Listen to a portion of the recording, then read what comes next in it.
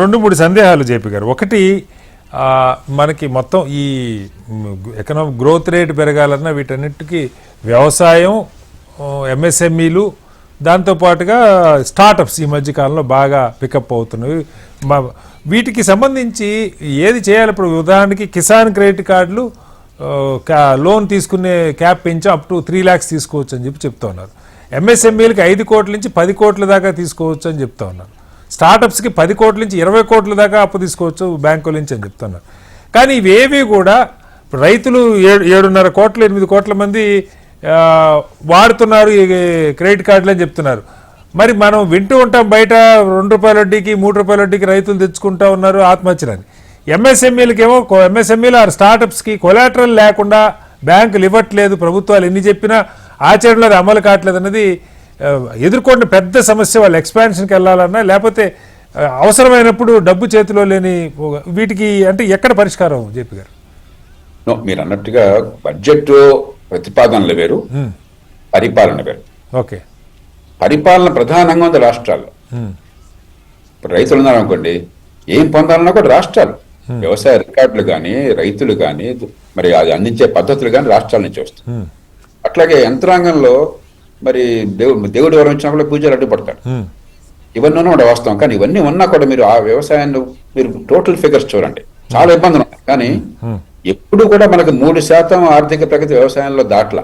Okay, దేశం 6-7% వెళ్ళినప్పుడు కూడా వ్యవసాయం 3%. గత 3-4 ఏళ్లుగా మీరు చూస్తే 5% వ్యవసాయంలో ప్రగతి కనిపిస్తుంది. ఓకే, కాబట్టి ఫలితాలు వస్తున్నాయి, ఇంకా మరింత రావాలి. మీరు చెప్పేది ఏంటంటే ఇంకా కావాలి. ఉదాహరణకి ఇప్పుడు హార్టికల్చర్ మీద కానీ లేకపోతే మత్స్య పరిశ్రమ మీద కానీ, అంటే ఏ రంగాల్లో అయితే మనకి అదనపు విలువ చేకూర్చడానికి, ఉపాధి కల్పనకి, ఆదాయాలకి మార్గం ఉన్నదో వాటి మీద దృష్టిని గట్టిగా, అలాగే ప్రతి రంగంలో మరింత ఉత్పత్తి సాధించడం కానీ చాలా జాగ్రత్తగా గ్రాండ్యులుగా ఆలోచించారు. పరిపాలన బాగుపడాలి, ఫలితాలు అందాలి. కానీ అసలు ఫలితాలు అందటం అనేది పొరపాటు. ఉదాహరణకి పెచ్చుబడ్డలకు అప్పులు చేస్తున్నారు, నిజమే, అందనం. కానీ ఒకప్పుడు 70-80% 90% దాకా మనకి వ్యవస్థీకృత రుణాలు కాకుండా ఇన్ఫార్మల్ రుణాలు, వడ్డీ వ్యాపారం నుంచి హెచ్చుబడ్డలకి. ఇప్పుడు ఈ లెక్కలు వాస్తవం అయితే, వాస్తవం నమ్ముతున్నాను, నేను అబద్ధాలు చెప్పాలనుకుంటున్నాను, 30% మీకు ఇన్స్టిట్యూషనల్ క్రెడిట్ వస్తున్నారు. 30% ఇంకా ఆధారపడుతుంది. 30% ఖచ్చితంగా కష్టాల్లో ఉన్నారు. సాధారణ 30% ఎవరవుతారు? నిరుపేదలు, బాగా వెనకబడ్డ ప్రాంతాల్లో ఉన్నవాళ్ళు, పరిపాలన మరీ చండాలంగా ఉన్న రాష్ట్రాల్లో లతా ప్రాంతాల్లో ఉన్నవాళ్ళు, వాళ్ళు ఎక్కువ నష్టపడుతున్నారు. కానీ ఆ 90% నుంచి మనం 30% తగ్గించాం. అసంఘటిత రంగం నుంచి లోన్ తీసుకునేది హెచ్చుబట్టి, కానీ ఇంకా తగ్గించాలి. దానికి కొన్ని ప్రయత్నాలు జరుగుతున్నాయి. ఉదాహరణకి జాతీయ స్థాయిలో మరి చిన్న చిన్న వ్యాపారులకి, తోపుడు బండితో చేసే వాళ్ళందరికీ కూడా రుణాల కోసం చెప్పని ప్రధానమంత్రి గారు ప్రకటించి అమలు చేస్తున్నారు. అట్లాగే కిసాన్కి కొన్ని ఏర్పాట్లు జరుగుతున్నాయి. కానీ పథకాలు ఎన్ని ప్రకటించినా కూడా అందుకోవాలని చెప్పంటే రాష్ట్రాల్లో దానికి తగ్గట్టుగా యంత్రాంగం స్పందించాలి. అయితే రాజకీయ కారణాలుగా మీరు చేస్తే, మీ పేరుతో చేస్తే మేము ఒప్పుకోమని చెప్పని మరికొందరు, లేకపోతే నువ్వు చేసినా కూడా నేను అడ్డుపడతాను, నువ్వు అని చెప్పని ఇక్కడ ఏడిపించు మరికొందరు. ఇవన్నీ మరి పరిపాలన, దుష్పరిపాలన అనే విషయం అనుమానం లేదు. ఆర్థిక మంత్రి దేశం మొత్తాన్ని మార్చలేదు.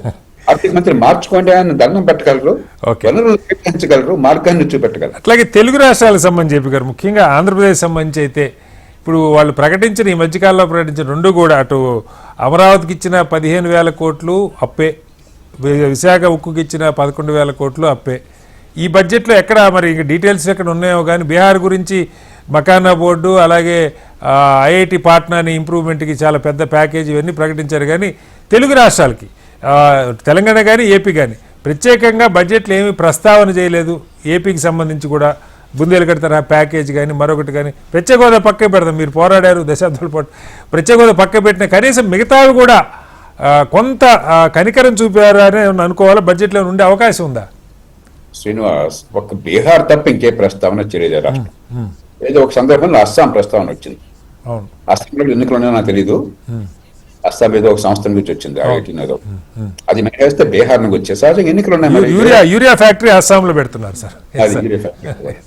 మరి చాలా పెద్ద రాష్ట్రం బీహారు, అక్కడ సీట్లు గెలవడం ముఖ్యం. రెండోది, బీహార్ నిరుపేద రాష్ట్రం, దేశంలో అత్యంత పేదరికమైన రాష్ట్రం బీహార్. మిగతా దేశంతో పోలిస్తే తలసరి ఆదాయం 4వ వంతు ఉంది, 5వ వంతు ఉంది. మనం మరి 58,000 60,000 ఉంది. మనకు తెలంగాణలో మనం 3,70,000 3,00,000 చెప్తున్నాం. ఓకే. 55,000 రూపాయలు తలసరి ఆదాయం. కాబట్టి బీహార్కి అదనంగా నిజంగా చేస్తే మాటలు ఎక్కువ ఉంటాయి, చేతలు ఎక్కువ ఉండకపోవచ్చు, మనం సంతోషించాలి రాజకీయ కారణాలు అన్నప్పుడు. ఓకే. ఇది జాతీయ స్థాయి బడ్జెట్ లో రాష్ట్రాల ప్రస్తావన ఉండదని చెప్పాను కదా. 25,60,000 కోట్లు ఎక్కడికి వెళ్తున్నాయి?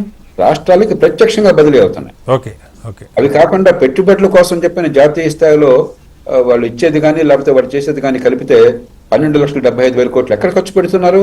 రాష్ట్రాల్లో ఖర్చు పెడుతున్నారు. ఓకే. ఓకే. వివరాలన్నీ కూడా మనకి ఫైన్ ప్రింట్ లో వస్తాయి. ఎందుకంటే రాష్ట్రాల ప్రస్తావన చెప్తూ ఉంటే అన్ని రాష్ట్రాలు అన్ని యూనియన్ టెరిటరీస్ మాట్లాడడం అంటే బోరు కొడుతుంది జనానికి. కాబట్టి దాని గురించి ఖచ్చితంగా ఆంధ్రప్రదేశ్కి న్యాయం జరుగుతుంది. ఎందుకంటే మాట ఇచ్చారు, మనకు హక్కు ఉన్నది, అన్ని పెట్టుబడులే, అవి జరుగుతాయి. తెలంగాణ ప్రభుత్వం చెప్తోంది మరి గత 10 ఏళ్లుగా 3 రెట్లు తలసరి ఆదాయం పెరిగింది. దేశంలో అత్యధిక తలసరి ఆదాయం ఉన్న రాష్ట్రం ఏంటి? మీ పన్నులకు వాటా పెరుగుతోంది కదా, మీ రాష్ట్రంలో వచ్చే పన్నులు పెరుగుతున్నాయి కదా, మీ ఆదాయాలు పెరుగుతున్నాయి కదా, జాతీయ స్థాయి నుంచి కొంత వస్తుంది. అది నిరుపేద రాష్ట్రానికి డబ్బున్న రాష్ట్రానికి సమానంగా ఇవ్వాలని చెప్పంటే ఏమవుతాయి ఆ రాష్ట్రాలు, మిగతా రాష్ట్రాలు? ఆ రాష్ట్రాలని దిగాలు పడిపోయినట్టయితే మిగతా రాష్ట్రాలు ఏమైతే అందరికీ ఏంటంటే నా జిల్లాలో ఉంటే నా జిల్లా ఉండాలి, నా సిటీ ఉంటే నా సిటీ ఉండాలా, నా రాష్ట్రంలో ఉంటే నా రాష్ట్రం ఉండాలి. ఓకే, అది కోరుకోవాలి. కానీ ఇతర రాష్ట్రాలు నష్టపోయి వాళ్ళు పూర్తిగా దిగజారిపోతే దేశం నష్టపోతుంది. అట్లాగే సార్, దాని మీద మనం పోలవరం గురించి కూడా ఒకసారి మీతో